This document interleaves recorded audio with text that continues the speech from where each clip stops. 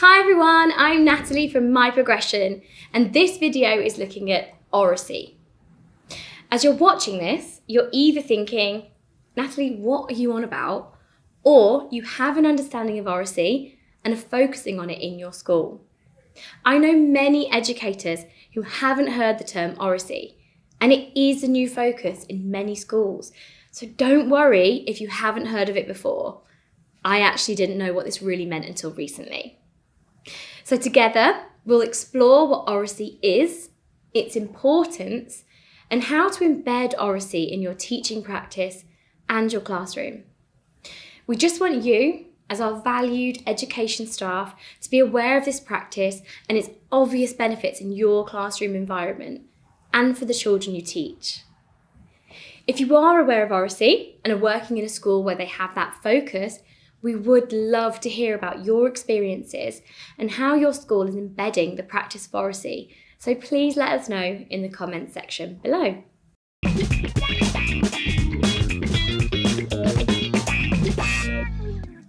So what is Oracy? The dictionary definition of Oracy is the ability to express oneself fluently and grammatically in speech. The term Oracy was coined in the 1960s by Andrew Wilkinson. His notion was that Oracy should be given equal status to numeracy and literacy in school curriculums. Yet over 50 years later, that does not seem to be the case in the majority of schools. I'm sure many of you will have been in education for years, but are not familiar with the term Oracy or this practice in an explicit or overt way. It goes without saying that COVID has had a huge impact, and there has been much speculation and research into how the pandemic has impacted our children. The statistics are stark. In areas of deprivation, 75% of children who persistently experience poverty arrive at school below average in language development.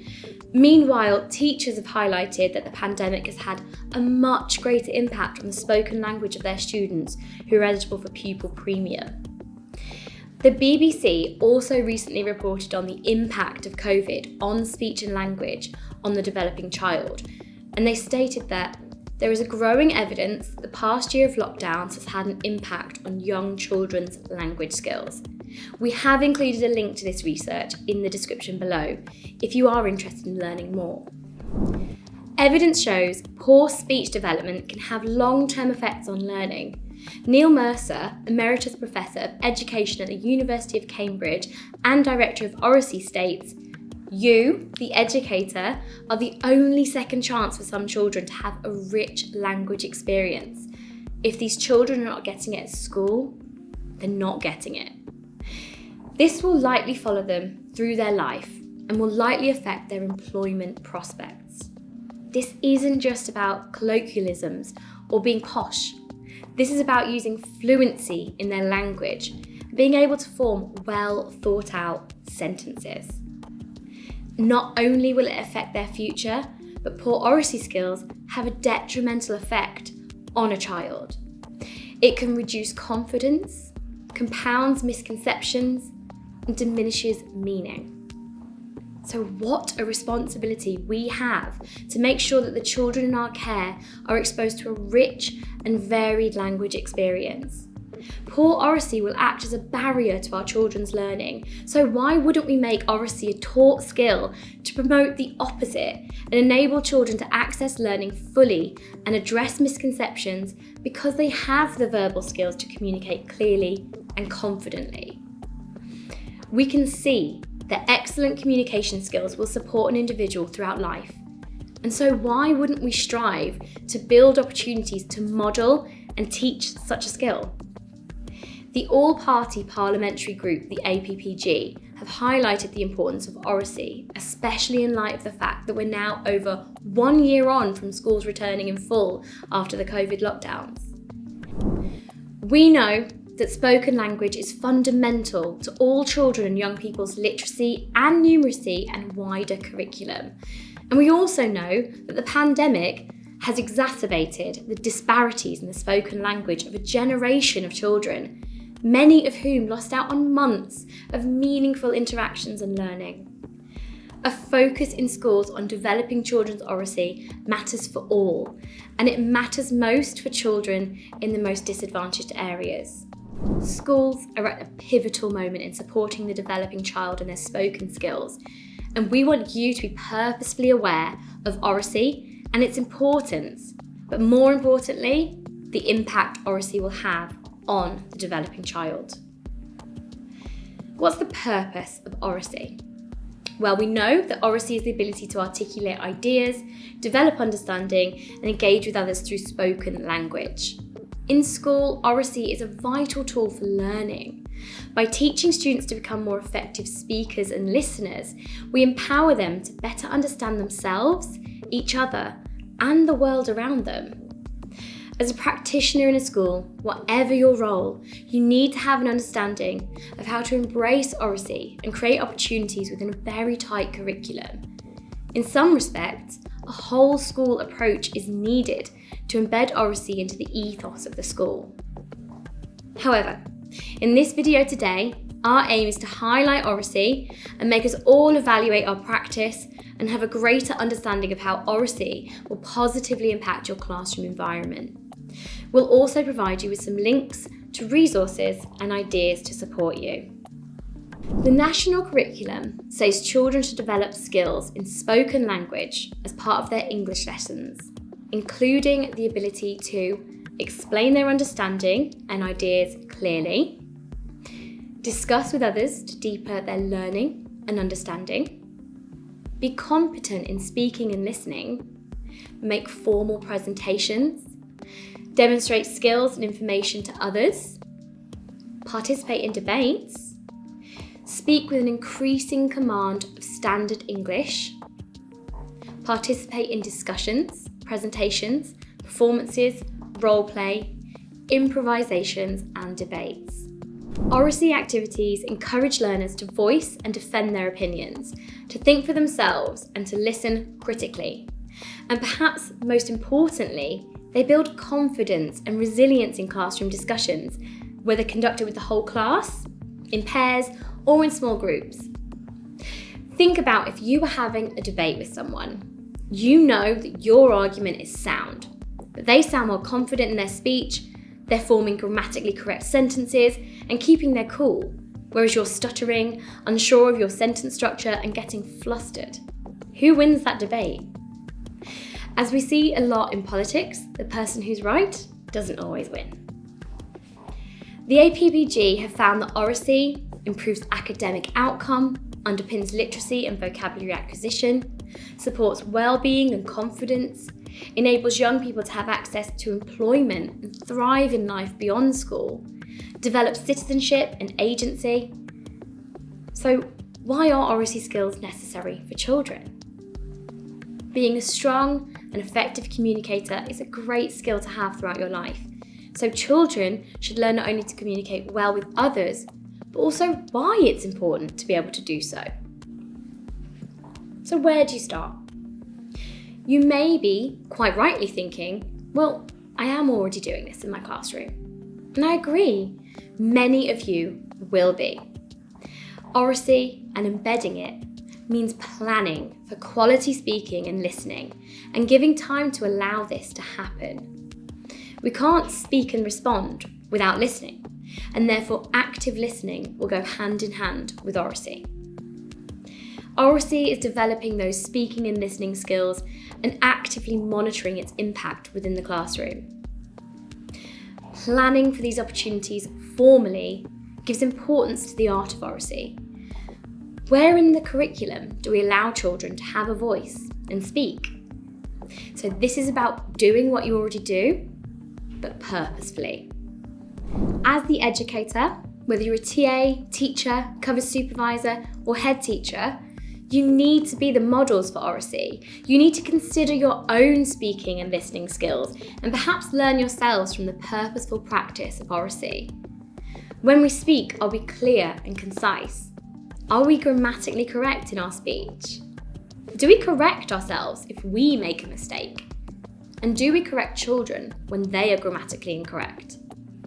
Billy says, "Last night I seen the moon in the sky." We know what Billy means, but we should correct him. So try, "That is fantastic, Billy. So you saw the moon in the sky." Say it with me. I saw the moon in the sky. We need to have good oracy skills and communicate clearly and effectively.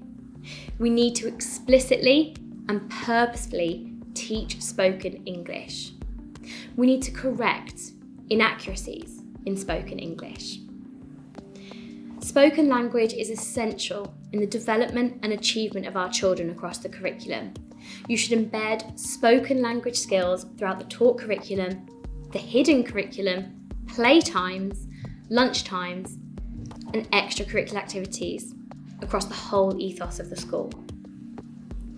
Children are taught how to be effective communicators through oracy projects that feature skills such as storytelling, debating, and presenting. Good oracy skills support wider literacy skills. Improvement in oracy is also linked to improvements in reading, writing, and overall attainment. Let's have a look at some practical ideas. Classroom discussions, whether conducted with the whole class, in pairs or in small groups, are the optimum way to teach oracy skills.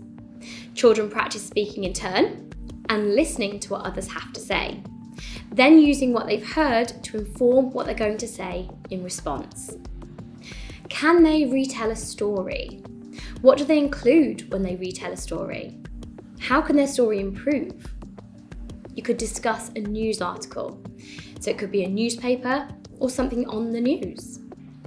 Show and tell. Give the children an opportunity to talk about something of interest to them. Hot seating. Children can be interviewed by the class and are then having to articulate answers and explain. Discuss a TV programme you've watched together. Ask the class to interview someone about their life, possibly an older family member or a neighbour. Come up with a word of the day and challenge the children to use it in a conversation or in their writing. You could commentate on a sport, read out loud to a group or the class, discuss the meaning of vocabulary, have a debate about a topic of interest. Good oracy skills can help children in every subject that they learn in school. It enables them to express their thoughts and opinions about what they're learning and interact with others thoughtfully and productively. Communicating effectively also means that children will be able to express themselves when they don't understand something, or perhaps need a little more support with a specific topic. With good oracy skills, they can reach out and explain what they're thinking and what they need help with. Mental health has also been a huge concern after the pandemic, and if a child can verbalise their feelings to support their mental health recovery, shouldn't we be thinking about really valuing and embracing oracy? It may be worth mentioning to your school leadership team and trying to get your school involved. Why not try a few tasks that allow you to explore oracy with your class and then feed back to your line manager? But oracy skills aren't just crucial in subjects that directly relate to communication. They're also helpful in seemingly unrelated subjects such as maths or science, where children may need to explain to a classmate how they got their answer. Having good oracy skills is vital outside the classroom too. Building strong relationships depends on effective communication, so children will need to develop their oracy skills to form friendships with their peers and their teachers and others outside of the education environment. We are more than aware of the many pressures that teachers are under currently. We know that there are gaps in learning, mental health issues with students post-pandemic, and we understand that a job needs to be done. However, the key to understanding is language. Good listening skills alongside fluent verbal skills. Ofsted are also keen to assess how schools are taking on the challenge of meeting the needs of children after COVID and assessing how schools are addressing the significant impact of poor language skills upon children. Head teacher Anthony David writes, "The key to enriching students' language and narrowing the spoken word gap will be access to resources that focus on language in a safe environment and give students opportunities to exercise speaking abilities purposefully. In my own research, I can really see the value of explicitly teaching speaking and listening skills in the form of Oracy. It will benefit classrooms on many levels, as well as support children in a skill for life, which they will use and continue to build on as they mature to adulthood. We are most excited about this topic of Oracy, as it appears to me to be the foundation to success for many pupils, as well as the opportunity for some who may struggle to achieve well. We would love to hear from you about your experiences with Oracy and your ideas, and support would be welcome. I've been Natalie from MyProgression, and if you found this video useful, then like and subscribe to keep seeing more from MyProgression. And let's keep your career in motion.